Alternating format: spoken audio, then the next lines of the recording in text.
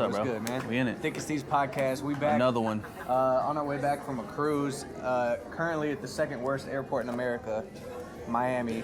I'll say the first worst was when we went to, I think it was Oakland. We had a layover. And remember they had that coffee spot? Was that Oakland? It tasted like sock water. What I remember from that trip was we got that terrible coffee, but then they had the hardest soy sauce packets to open. Oh, yeah. So I bit mine, and then when I bit it, I thought it was open, but I started squirting it on my stuff, and then it squirted all over you instead. Yeah. And your white shirt. Yeah, I had a white shirt on, and David was literally making his food, and all of a sudden I just got sprayed with soy sauce. I was like, dog, this is crazy. That was probably the worst experience, but this airport. This airport is terrible. Almost everything about it is I do not dirty. like it. Yeah. Yo, actually, Slick, before this podcast, when I sat down here, I was sweeping chips off the ground. You know what I do like about this airport? What? Its location. I like Miami. I like Miami, the city. I love Miami, actually. Yeah, it's pretty lit. I have a good time. Anyways, we just went on a cruise. That That departed from Miami, which is super dope.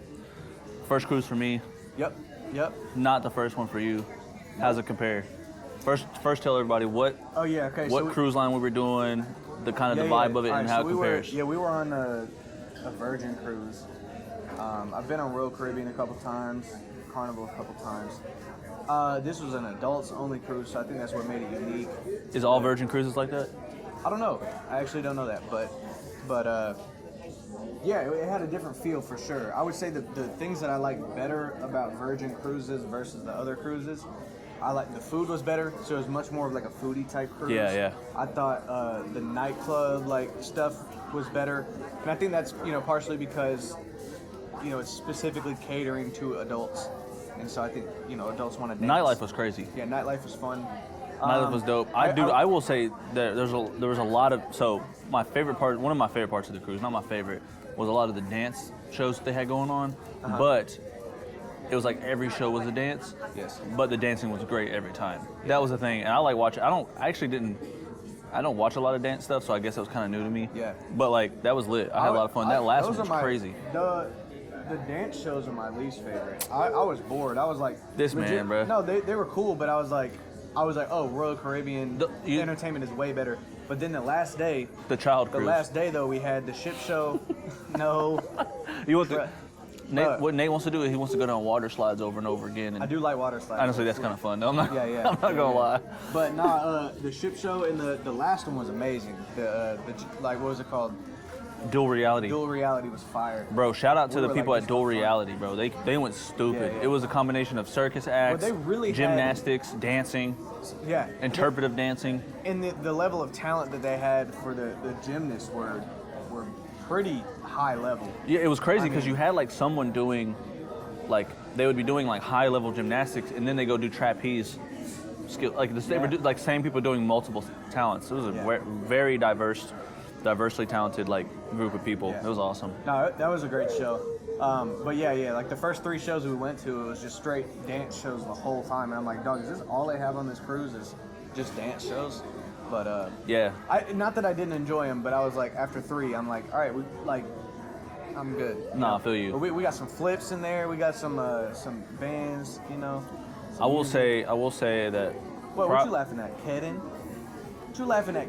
Kedin and Aliki are behind camera right now. Aliki, one thing about Aliki, bro, she's still producing. She really is. Even on vacation, she's still producing. That's right. The only person that's missing is Greg, bro.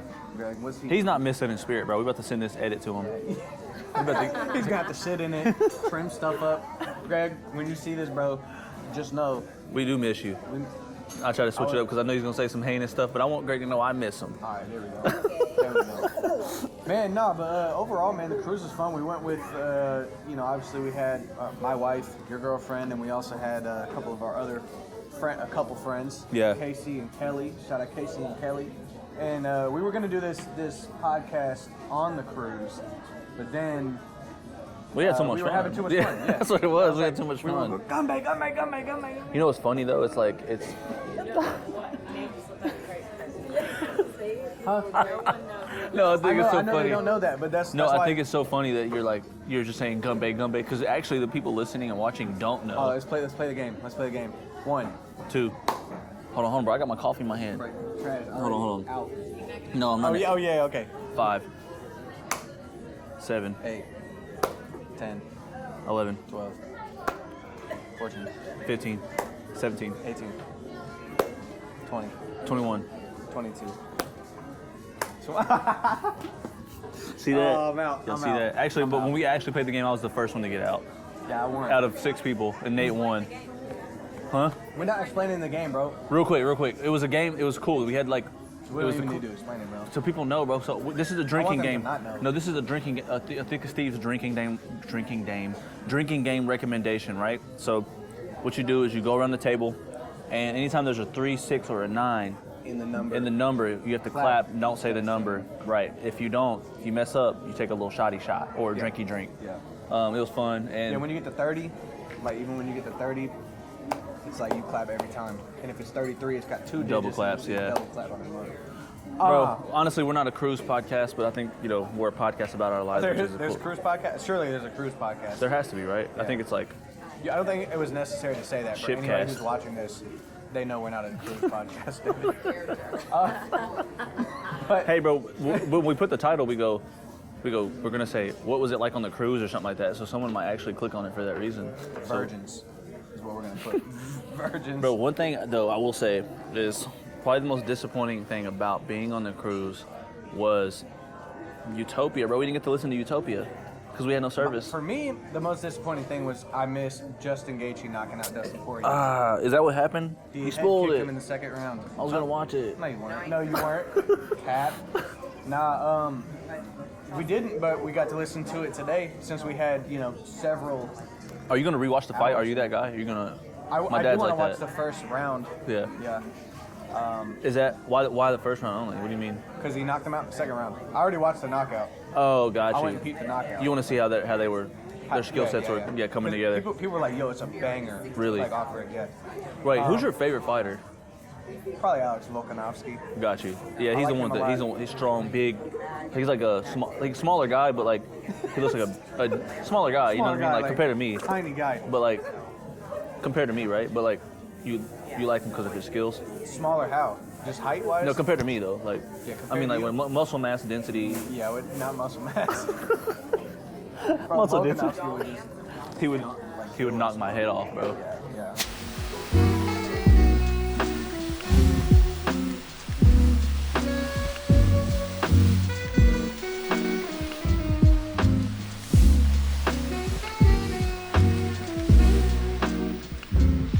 No, but I didn't get to listen to Utopia, bro. But now we did. We got to listen to it now. We did, and we're going to talk about it. What do you think? Is that what we're getting into? Yeah, We're off might the as well. cruise? Let's move it. Okay, look. Here's the thing. Travis Scott, bro, you suck. No, I'm just playing. Honestly, bro. Utopia was great. In general, my most, I guess, like, proud moment of Utopia is that Travis Scott, who based his name off of Scott Mascuddy, which is also named Kid Cudi, finally got Kid Cudi. Well, not finally. He had him on a track in Virgin the Trap Scene. Yeah. But it's something about every time they collaborate together. Scots. Oh shoot, bro! I Yeah. totally missed Yeah. that. Yeah. That's why you're the rap dude. Right, That's why you're the rap dude. I totally missed the Scots. Isn't it crazy that he's like living his dream with one of his favorite artists? That's so fire. Isn't that awesome? That's fire. And I'm stuck here trying to live a dream with. My not favorite artist. Okay, dude. All right, let's talk about the features first off. Sure. 2 features from the weekend. I think Future was on like 3 songs. You had Kid Cudi. Right. You had, I think Young Thug was on there. Right. I think Tizo Touchdown was on there. James Blake was on there. Right.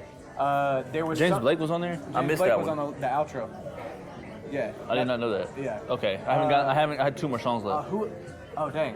On top of those features, I think you had. There was a Hispanic artist. The thing is, I don't know. Bad Bunny? I don't know if it was Bad Bunny or not because I don't know. Well, Bad the Bunny's difference in their voices definitely on much. that song. That what's that song? K-pop. Okay, is that who it Yeah, was? that's Bad Bunny. Okay, Yeah. okay. It's hard, too. I thought it was, but like I said, I don't know his voice well enough to know who Look, that is. when it comes to Latino artists, bro, that's where you need to take a back seat. Go ahead and name 5. Rosalia, Bad Bunny, Cardi B. What is Cardi B not Latina? How many do I She have makes right now? Latina music. Hold on, I got one. What's that? What's music, that one Latina girl? What's that one music. girl's music? Oh, hold on. What's her name? Selena Gomez. Selena Gomez. Yeah. Camila Cabello. Try me again. I didn't say it. No, come on, bro. I didn't say Bro, Selena Gomez. She has Latin music, bro. And she's Latin. Okay. All right. Oh, well, my goodness. We'll let the comments flame her for being a reach. I said, we're gonna leave it at that. Listen, here's what I liked. I liked. Y'all saw that little kid come by? That's so funny, bro. That's actually amazing. Here he comes. He's making laps. Hold on, bro. That's awesome. I like it. Come get in here, cuz. All right. No, dude. Okay, so one thing that I liked is there were a lot of songs that pulled genre influences in rhythms from different genres. So yes, you had a Latin sounding song. We had a song that had like you it's talk like about Pink the Floyd type vibe at the end of it. Yeah. What was that one called? That one was Schizo at the end of it. No, not Schizo. No, right it was before the Schizo. song before Schizo. The song before Schizo. We've only done one listen, which I will mention later about multiple listens. But keep going. Yes. But there, I think my favorite track on the record off of the first listen. Let me look it up real quick. Let's pull it up. Actually, we should pull up the track list. Facts. Hold on. No, but I was gonna say the acoustic guitar has a naturally Latin vibe to it, I think, and he does an acoustic guitar multiple times throughout the album that I thought that was really beautiful, specifically on My Eyes, that track. Mm-hmm. There's an acoustic guitar at the end of that. That song is beautiful. The first half is like him singing, which you don't see a lot of Travis do. Well, you see him sing, but it was in a different way, more acoustically. And then it has like it brings in some more instrumentation, which one of those was acoustic guitar. Which something about Travis's auto-tune and his vibe, mixed with the acoustic guitar was so nuanced. The juxtaposition between those two really got me hyped. It was beautiful, honestly. Yeah, there were some records like that for sure. The one I was talking about was Sirens. So it had Sirens had this like almost like, I don't know if it was Irish sounding or if it was like a pirate theme. Is that the one where it's like almost like you could run to it? It had like a consistent tempo. I think so, but it had like a interesting swing to it. But I thought that was really unique. I think that was my favorite record off the album from first listen. Really? Yeah, because it sounded unique and really fresh. I mean, there was a lot of records on here that sounded fresh and unique, but if I was going favorite record, bro, I gotta go Meltdown. And I know what you're thinking. Just because you're a Drake fanboy? Yeah, I know what you're thinking. You're thinking, hey, look, light skin, Drake. Yes. You're right. Aubrey Graham has some great lyrics, bro. He has a bar in there where he goes, and I'm not going to quote it because it uses profanity, but he has a bar in there where he goes, my boss, he goes, them chains I bought from your boss. Oh, what do you say? I melt down them chains I bought from your boss because I don't care about no heritage. I just thought it was funny because, like, dang, that man disrespectful. And I like disrespectful. He's going at. I mean, who's Drake's boss? Who's Drake's boss? Lucian Grange. Honestly, And honestly, not really. Who's Lucius Green? Is that a? He owns WME. No, I'm sorry. He owns UMG. Oh, okay, got you. UMG. Hey, to quote, Drake got $500 million for re-signing. Are you serious? Yep, because he was out of his deal and he could have gone independent and done whatever, and he said he basically, he's dropped it in a song, but also like Lucian Grange was like, yo, dude, we want to keep you on this. I mean, Drake's keeping the bills paid. Yeah, at least he's keeping the lights on. That's so ridiculous, man. Meltdown, for multiple reasons. I just thought some of the lyricism and the you might have a better word for this because you actually write music and you write lyrics. Is like when you have this like, is it wow factor? It's like, what is the descriptive word? What is an adjective for that, like, what is it called? What is an adjective for, like, making people go like, oh, that was a hard bar? Well, I think there's a few different ways. You know what I mean? Yeah, so like, if you're just looking at lyricism across the board, one, it could be something that's relatable. Two, it could be a metaphor, a simile. Three, it could be like alliteration. Alliteration is where you're using the same letter at the beginning of each word in a sequence. 4 could be, you know, you could have a situation where your rhyme schemes and where it's landing are hitting in different places. Right. Or like unusual places. I'm dead. That's so funny, actually. That's so funny. I respect that. Yeah. I respect that, though. She's like, we in the airport. We in the airport. I don't give a fuck. I'm walking where I want to walk. Period. Period. And for the people listening, this is we're in the airport live right now. No, straight Miami up, airport, like we said, and people are just walking through the frame. It's like, bro, we're in the middle of people's walkway. Well, no, I mean, there's a bunch of other walkways. But anyway, look, that's cool. Good thing I focused on us and didn't put it on autofocus. It would have been focused on people's cheeks as they walk by and everything. That's right. And that little kid that just sprinted through, bro. Yeah, it would have focused on his dome for a quick second. Yeah, I mean, there's a lot of things. I think what Drake does really well is he'll do. You kind of never know where he's gonna go with things. Yeah. And his vocabulary is very broad. A lot of the things that he talks about or whatever is not. Which is funny because Travis Scott's name is Jacquees Webster, so you think his vocabulary would be up there. Because he's. It's like, how many bad jokes can I tell? Yeah, well, you've got a few. There's one. In this podcast. There's one for sure. Hey, y'all better clip that one, bro. That was a good one. That's so stupid. All right, look. I think the soundscapes that they used throughout this record, it definitely felt like an experience. Every Travis Scott album is like that. That's to be expected. But yeah, it seemed experimental, but it also still had that commercial appeal to it. You know what? I'm gonna tell you this real quick. Just like Travis Scott's new album is ushering in an era of artistic vision Travis Scott that we haven't seen quite yet. Right.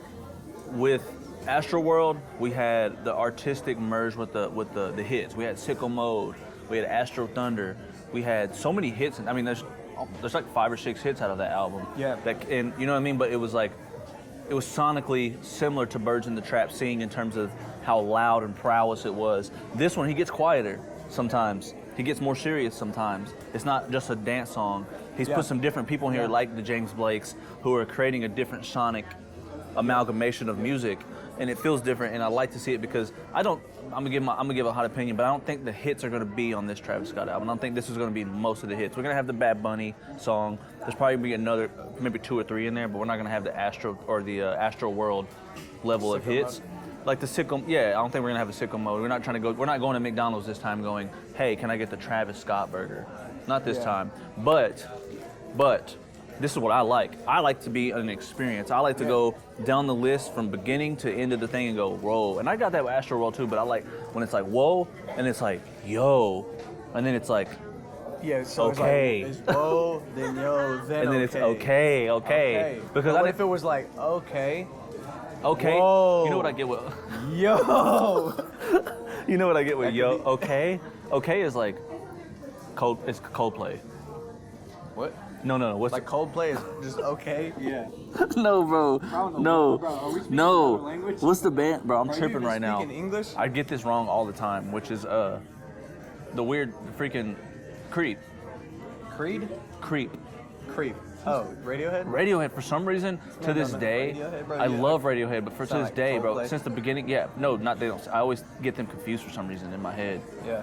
I don't know what it is. What I was trying to say is that when I'm like listening to Coldplay, when I'm listening to Radiohead, what I do is I'm like, yo, this is new. This is always fresh. It's something always. Yes. Like I can always grab onto like a new sound. Yeah. But it's not something I'm going to listen to again. That's what Utopia is for me. Yeah, I disagree a little bit. I think it has a lot of that, but I think it keeps it enough in the mainstream that it doesn't venture outside of that too far. I think there will be some records that emerge from this. It just depends. But I think it's going to be chosen by his fans. Think so? His fans will be like, these are the 3 songs that we like off this record. And, also we haven't even seen the visual rollout of any of this stuff yet.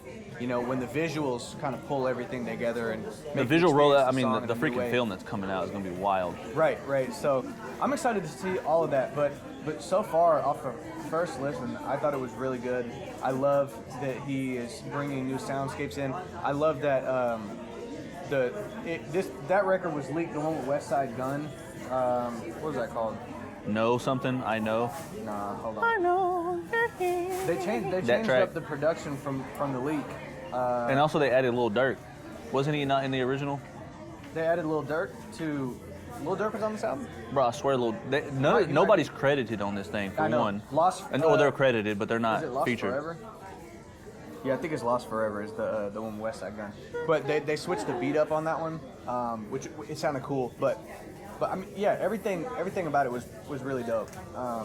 So I can't wait to go like really dig in more. I'm gonna listen to it until I'm tired of it. I was gonna say with the multiple listens, kind of bring it back, which was like when I first listened to Astroworld, the first listen I was like, Second listen I was like, okay. We do it again. Nah, when I first listened to an anti-joke. No, when I first listened to Astroworld, I was like, okay. And then the second time I listened, I was like, bro, this is fire. Like, this is really a great album. Third time I listened, I was like, this might be one of the best to ever do it, album-wise. That's exactly how it was with Mr. Morale. Yeah, Mr. Morale, same thing. Mr. Morale, for me, first listen, I was like, all right. Yeah, for me, it was like more so in comparison to his other albums, like where does this fit into the spectrum? And the second listen, I was like, okay, I see what he's doing with this one. You know what? That's actually a great comparison here is like, where does, so far, you've done one listen, it can change. Where does Utopia fit in the album Off discography? of one listen, I say better than Birds in the Trap, but not it. Astroworld, I think, was too fresh. Had too much. This is the first time you ever heard something like that? Yeah, and I think this album will grow on me more. That's just so don't even hold me to that. Right. One thing I like about Travis Scott is he does world building very well, but one thing that I think that he doesn't do as well is I don't really know what any of these songs are about. I don't really know. He never really connects with me on a lyrical level where I'm like. I mean, he occasionally have a song like Coffee Bean or something where he's like back on the coffee bean, reflecting on all these things. You know, he's speaking about something, but it's like every time I listen to a Travis Scott song, I'm just listening for the cool like melodies and tones and vibe of the whole song and the world building of it. There's some. I'm gonna say something might be a little bit of a hot take, but sometimes there's some corniness in Travis Scott, my personal opinion, and I'll tell you where. There's a skit in this album that I was like, that's hella corny. I think his writing, his dialogue writing can be a little silly. This is the first time I really heard it, but also I heard it at one point in a music video on Birds in the Trap Sing. It was like a huge one take in the beginning. And I was like, man, this is, and I can't remember what track it's on, but it's like this girl's going, I thought we were going to Utopia. He goes, is this not Utopia? That was Drake. Was that Drake in the thing? That was Drake. Well, the dialogue was but. Drake's dialogue was only but. like 4 He lines. goes, is this not Utopia? And she goes, I thought we were going to some paradise island or something. He goes, not a hotel. Oh, not a hotel. He goes, it looks like Utopia to me. Yeah. It's like. Yeah. I was like, what? But then Travis Scott goes and does a show at the Pyramids, and I'm like, bro. He's not going to do that. I heard about that, bro. That sucks. Nope. I thought it might have been for religious reasons. I can't remember, but I think the government was like, yo, like, because he was pushing the line too much. He loves doing that. I don't know if this is the actual reason or not, but because I just kind of like quickly read something one time that somebody said about it. So don't quote me on this, but I think it was, a lot of the artists today are kind of pushing this like almost like satanic edginess to their stuff. Yes. And when you go to a more traditional place that still like, you know what I'm saying, they're like, we're not doing that here, bro. Yeah, we're Come like, on now. nah. We're not doing that. Nah. Because also the pyramids though are like. I mean, they're world history as well, yeah, but, and that's like but they have to the Egyptians, it's like their tombs or right. Whatever. They have. It might be like a remarkable thing for us, but to the Egyptians, it's like, oh, bro, this is where like some of our greatest are buried. Yes. Can y'all chill out for a second? Yeah. What are we talking about? Like, can y'all chill out? Bro, this is a graveyard, bro. Chill. Yeah. But shoot. Let's see. Oh, another thing that I liked is no. Go ahead. You're good. You're good, brother. Thank you. Oh, no worries. I liked the use of samples throughout the album. So one thing he did to beef up the production was interjecting. Like you could take just a standard trap beat with 808s and the hi-hats and snare and just like a nice calm tone in the back. That would be boring by itself. You know what I'm saying? Even if it had a cool little rhythm, that would get old. But when you start throwing in sample chops and just like, you know, like all these different things or different perks and stuff throughout it. That kind of helps move it along, and there's these sections where dialogue will just come in or things like that, and I think that just helps beef up the post-production element to the records to where it doesn't seem like just a loop-based thing. Right. Because when you're listening to a Travis Scott album, you don't ever go like, okay, like I'm bored of hearing this same sound. Right. Like, almost every single song has a switch up or like an unexpected element. Like, you know what I'm saying? It does, dude. Keeps you hooked through the entire thing. And that's where you get that experience of an album is when every song like that, you just feel like you took an entire journey through and sometimes sonic world that he built.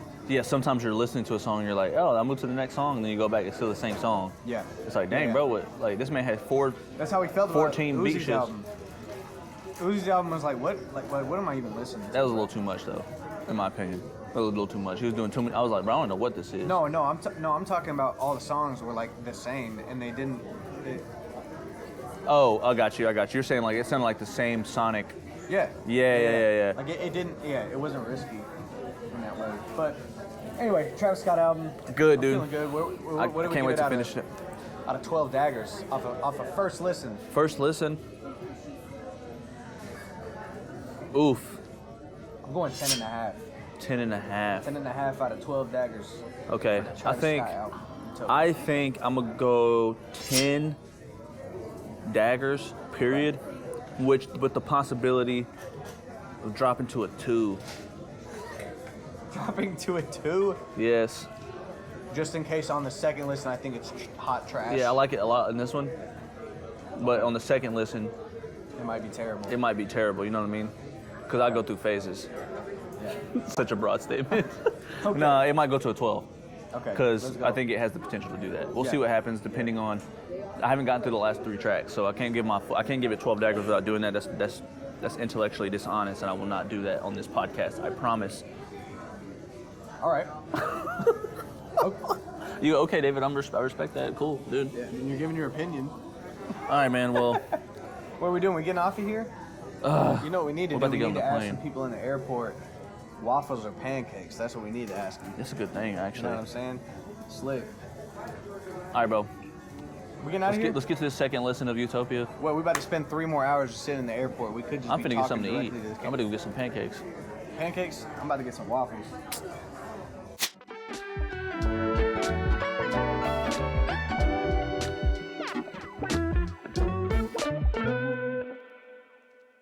Yeah, baby, need top 5 when I'm done going mental. Yeah, I'm locked in, you can peep my condition, I'm in the lab all winter, all summer. Yeah, I went done.